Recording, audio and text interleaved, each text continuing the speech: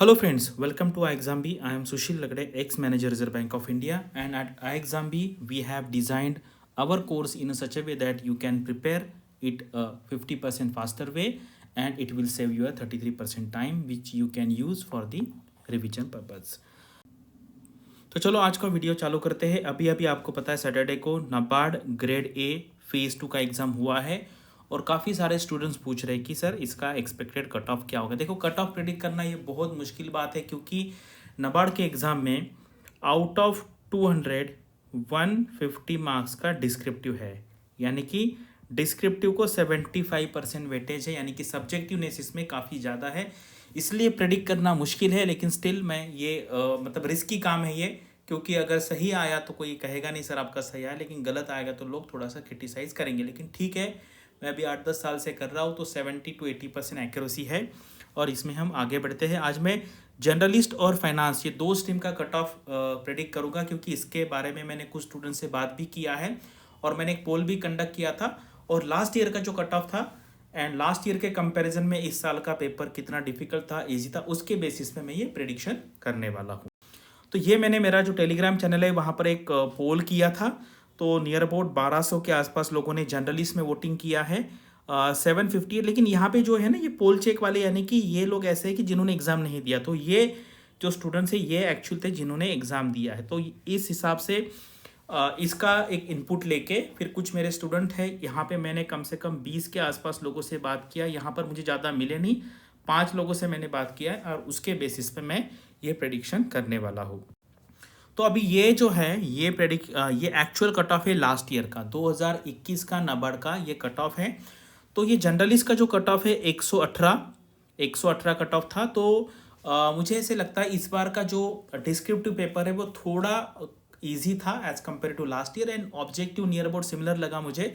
तो इसमें मैंने एक 3-4 मार्क बढ़ा दिए हैं, तो 122 ±3 यहाँ पर कट ऑफ रह सकता है और ये प्रेडिक्शन है, सही भी आ सकता है गलत भी आ सकता है।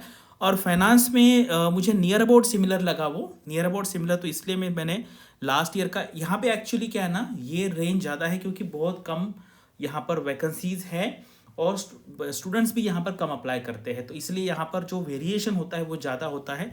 इसलिए इसका जो कट ऑफ होगा 113 ±5। आप कोई भी यहाँ पर खुद आपको कितने मार्क्स मिलेंगे इसका प्रेडिक्शन बिल्कुल नहीं कर सकते, क्योंकि मैंने जो पोल किया था वो सिर्फ MCQ का है।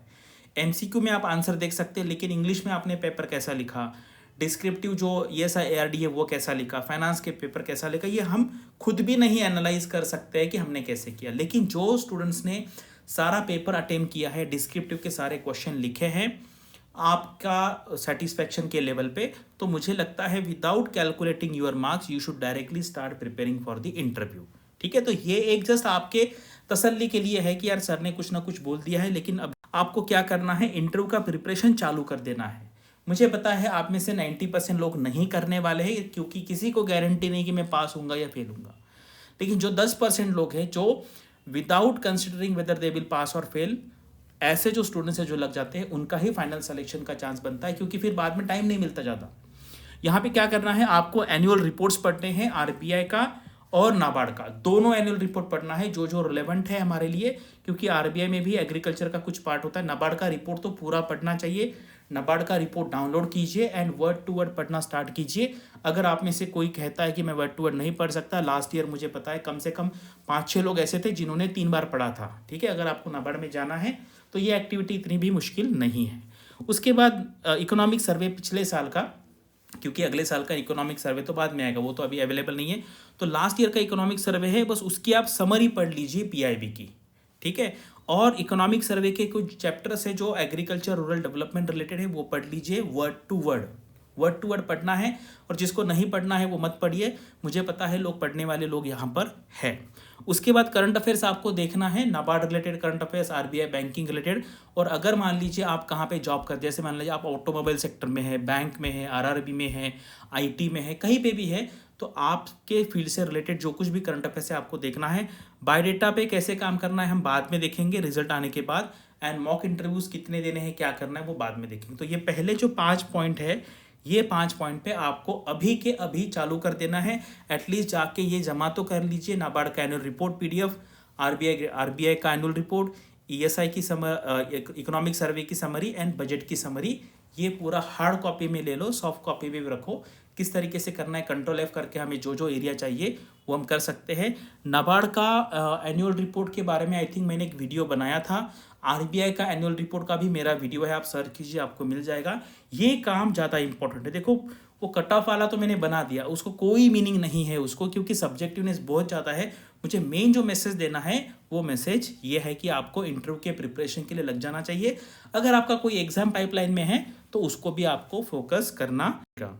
और अभी अगर आप RBI के लिए प्रिपेयर करना चाहते हैं, अगले साल मिड अप्रैल में RBI का एग्ज़ाम होगा फेज़ 1, उसके बाद मई के फर्स्ट वीक में फेज़ 2 होगा। तो उसके लिए ये एक प्लान एक बार देख लीजिए, इसके बेसिस पे आपको आइडिया आएगा। और अगर आपको हमारा कोर्स ज्वाइन करना है तो आप इस नंबर पे कॉल कर सकते हैं, और अगर आप अभी एनरोलमेंट करेंगे तो आपको 50% का डिस्काउंट भी मिलेगा। तो आपको बिल्कुल ही मार्क्स कितने मिले हैं, कितने क्वेश्चन सही आए गलत है, उसके पीछे नहीं लगना है। अगर आपका कोई एग्जाम लाइन में है तो पहले प्रेफरेंस उसको रहेगा, और सेकंड प्रेफरेंस आपका जो इंटरव्यू के लिए प्रिपरेशन क्या करना मैंने बोला उस तरीके से आपको करेगा। So thanks for watching this video and all the best for your studies and upcoming examinations.